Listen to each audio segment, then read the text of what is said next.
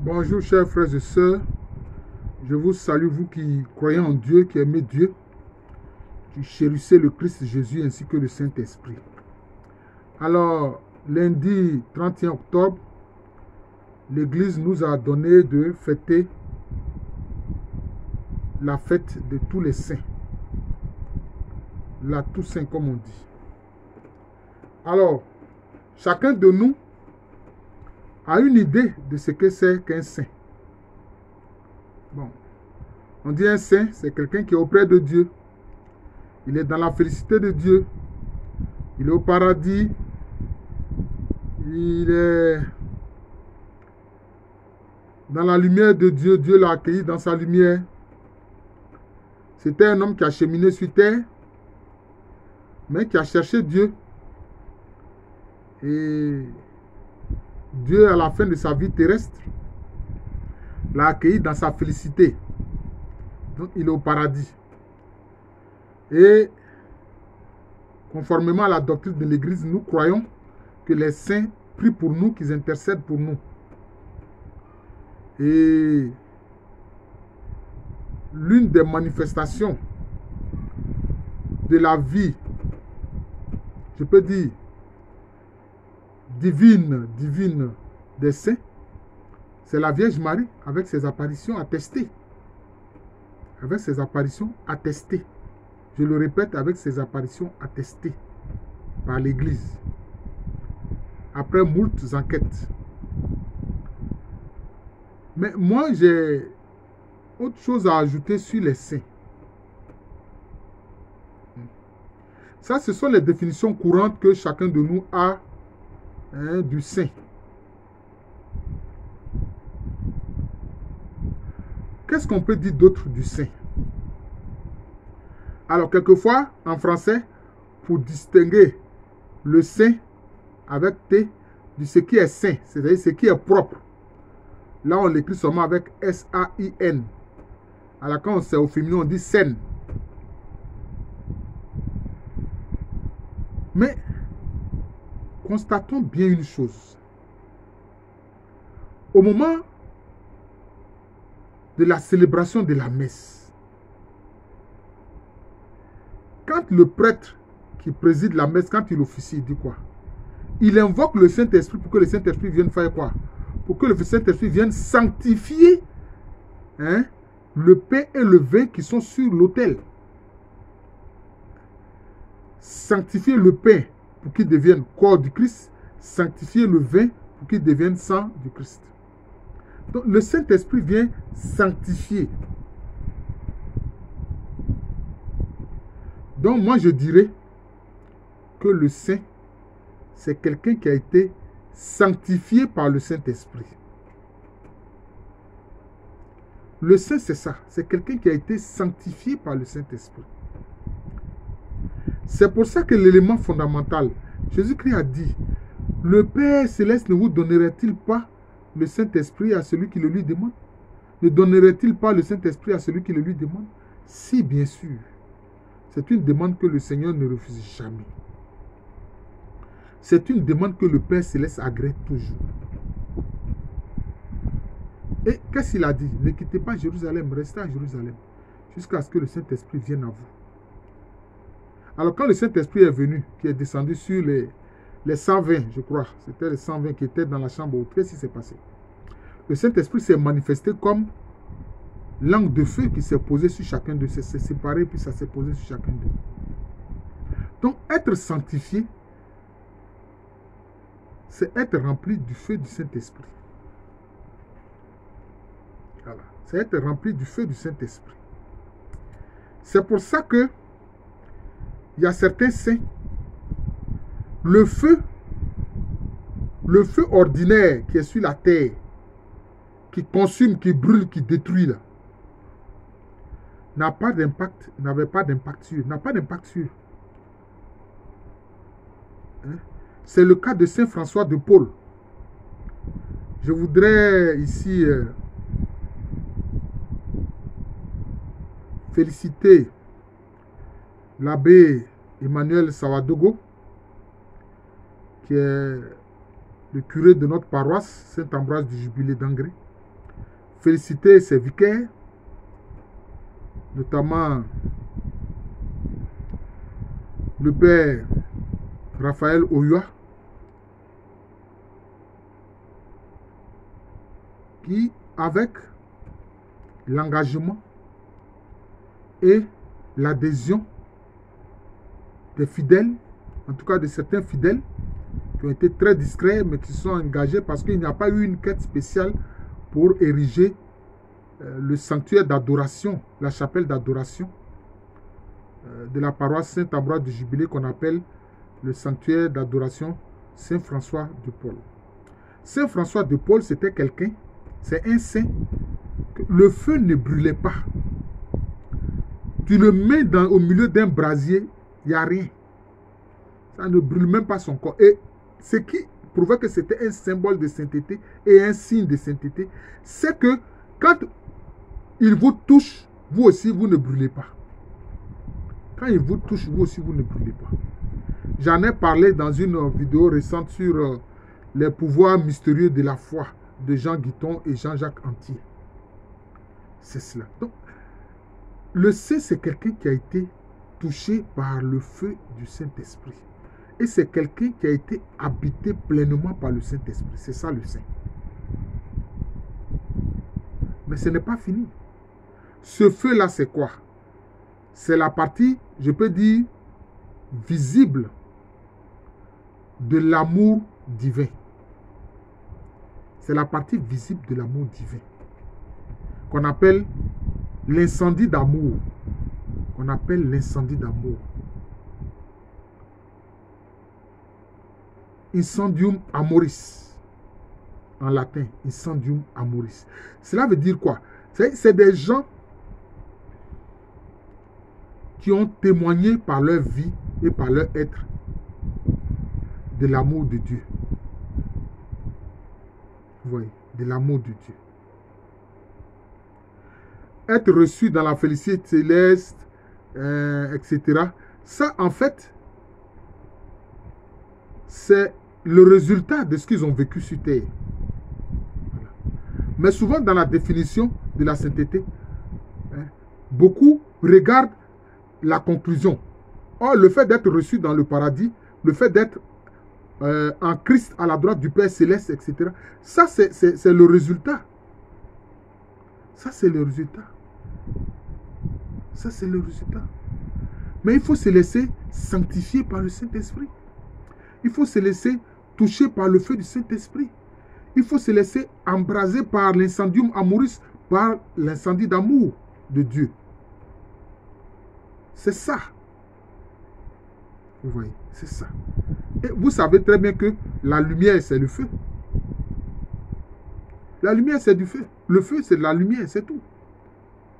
C'est pour ça qu'avec notre électricité, l'un passe à l'autre. Quand il y a un court-circuit, ben, la lumière là se transforme en un brasier dévastateur, quelquefois. Vous voyez. Donc, c'est ça le saint. Et c'est celui qui a mis en pratique avec l'aide du Saint-Esprit, parce que sans le Saint-Esprit, on ne peut rien faire. Il faut savoir ça. Sans le Saint-Esprit, nous ne pouvons rien faire. Jésus-Christ, quand il vivait avec ses disciples et ses apôtres, quand il était sur terre, il a dit, sans moi, vous ne pouvez rien faire. Mais je pars, je vous envoie le Saint-Esprit. Sans le Saint-Esprit, nous qui sommes là encore en cheminement sur terre, sans le Saint-Esprit, nous ne pouvons rien faire. Et c'est le Saint-Esprit qui nous aide à faire quoi?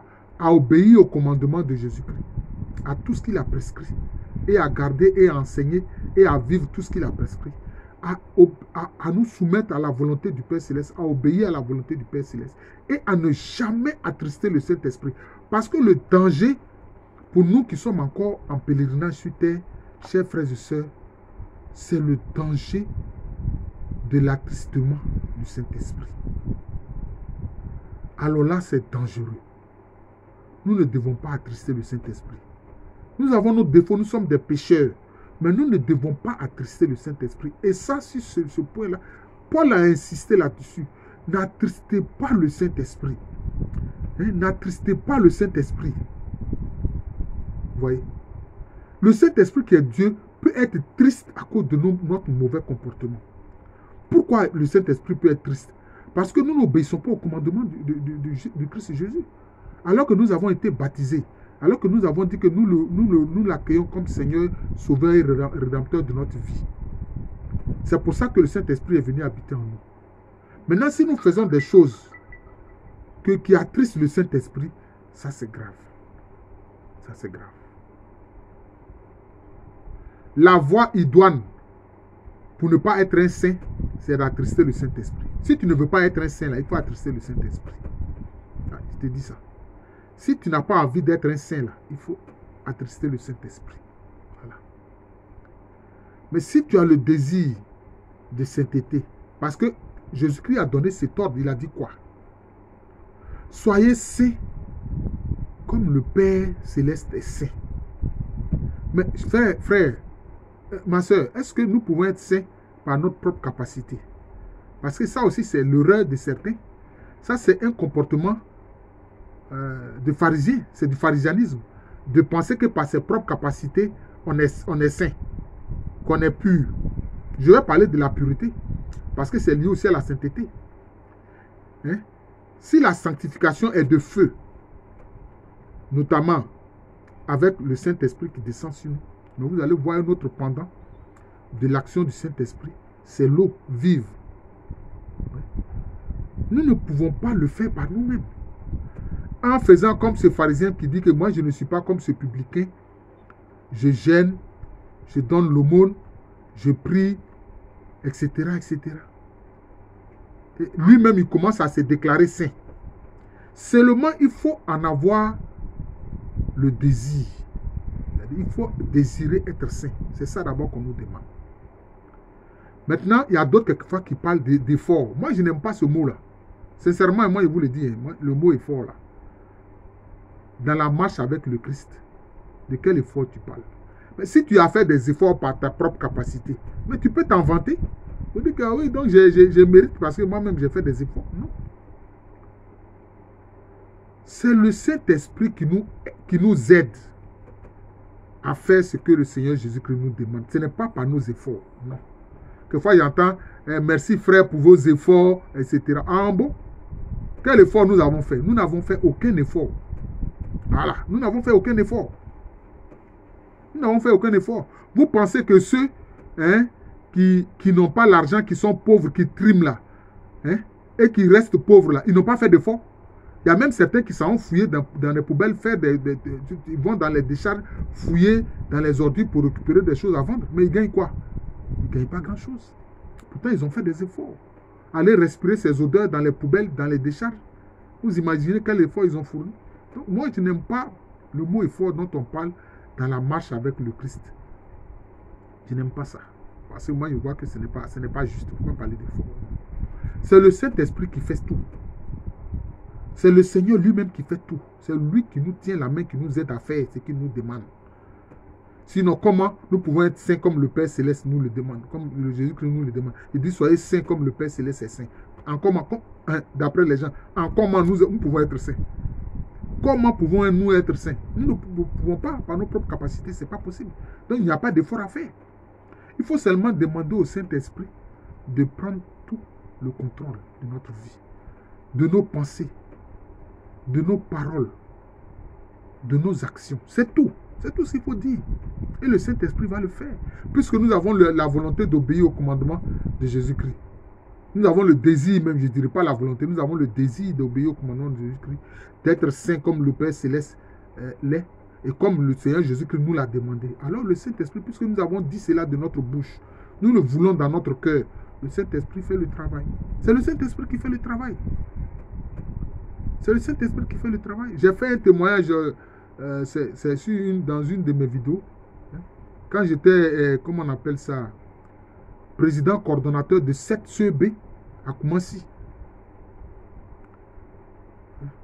Au sein de la paroisse Notre-Dame de l'Assomption de Koumassi Prodomo. Alors, c'était au niveau de la chapelle Sainte-Famille. Dieu merci, maintenant c'est une paroisse, la paroisse Sainte-Famille. Mais nous n'avions rien dans la caisse quand des voleurs sont venus enlever le câble qui alimente en électricité la chapelle. Et il n'y avait rien dans la caisse. J'avais appelé Mme Kwao qui est la trésorerie. Elle dit non, il n'y a rien. Président, il n'y a rien. Nous n'avons rien dans la caisse. Mais je vous dis que nous avons tout obtenu par crédit. Ça s'est passé, le vol s'est passé une nuit du mercredi. Le jeudi soir à 18 h, nous avions l'électricité. Tout ça à crédit. Donc c'est le Saint-Esprit qui fait son travail. C'est tout.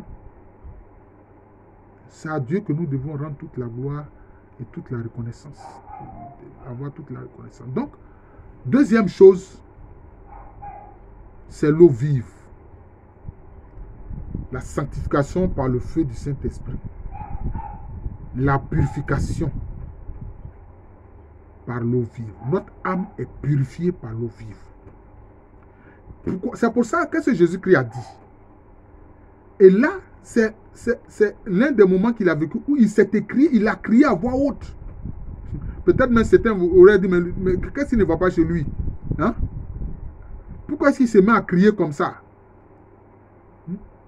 Que celui qui a soif vienne à moi et qu'il boive. Que celui qui a soif vienne à moi et qu'il boive. Et il a dit à la Samaritaine au bord du puits de Jacob, l'eau que je te donnerai là, ça fera que tu n'auras plus soif. C'est l'eau vive.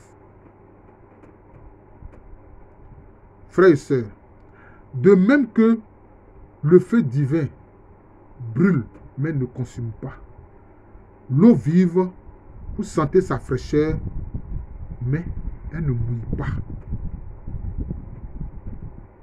Je répète, l'eau vive de Dieu, là, dont Jésus-Christ a dit que cela va s'écouler de notre sein, du sein de chacun de nous, et devenir puissant comme un fleuve. Là. Cette eau vive, là, vous sentez sa fraîcheur, mais elle ne mouille pas. Elle n'est pas comme l'eau terrestre qui mouille. Elle est pure, elle scintille comme du cristal, l'eau vive. Comme s'il y a la lumière dedans, c'est comme du cristal. Mais c'est de l'eau. Et donc, les saints, ce sont ceux qui ont reçu cette eau vive-là, qui coule comme un fleuve puissant jusque vers la vie éternelle. C'est ça. Cette eau-là a coulé de leur sein. Mais qu'est-ce qu'ils ont fait? Ils n'ont pas été égoïstes. Non. Ils ont partagé ce fait divin. Ils l'ont communiqué à d'autres par leur vie, par leur charité, par leur communion. Et ils ont aussi donné cette eau vive à boire à d'autres par leur prédication, par leur charité, par leurs actions bienfaisantes. C'est tout ça qui fait le saint. Et alors, quand tout ça est fait, quand nous avons reçu ces choses-là, quand Jésus-Christ lui-même, de sa bouche, a soufflé sur nous pour dire, recevez le Saint-Esprit. Oui, les saints, ce sont ceux qui ont été remplis du Saint-Esprit. Et bien sûr, alors, comme je dis, la conséquence, ils vivent dans la félicité de Dieu. Ils sont dans la lumière si admirable du Seigneur. Ils sont avec le Christ assis à la droite du Père céleste et ils intercèdent pour nous qui sommes encore en pèlerinage sur terre. Ça, ce sont les conséquences. J'ai bien peur que la vidéo ait été trop longue. Je vous remercie, chers frères et sœurs.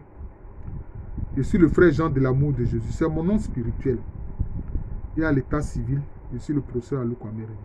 Alors, quand certains vont voir cette vidéo, qu'est-ce qu'un saint? Ils vont dire, qu'est-ce que celui-là veut nous raconter?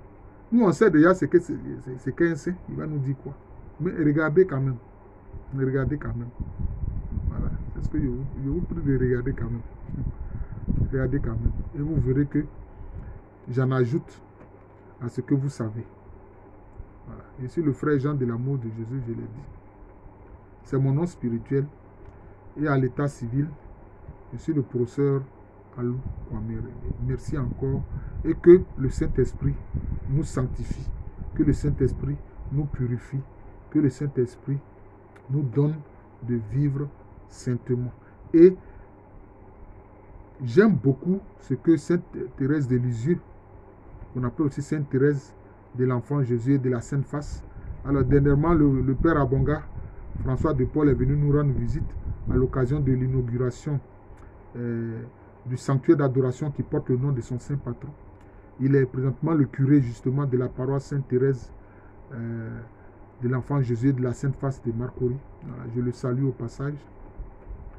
Je lui dis merci pour tout ce qu'il a aidé les frères et sœurs chrétiens à faire sur la paroisse Sainte-Ambroise du Jubilé quand il était notre curé. Voilà. Donc, à l'état civil et sur le procès à Louko-Améréné, je vous salue fraternellement et je prie pour que le Seigneur fasse de chacun de nous un saint homme, une sainte femme. Merci encore et à bientôt.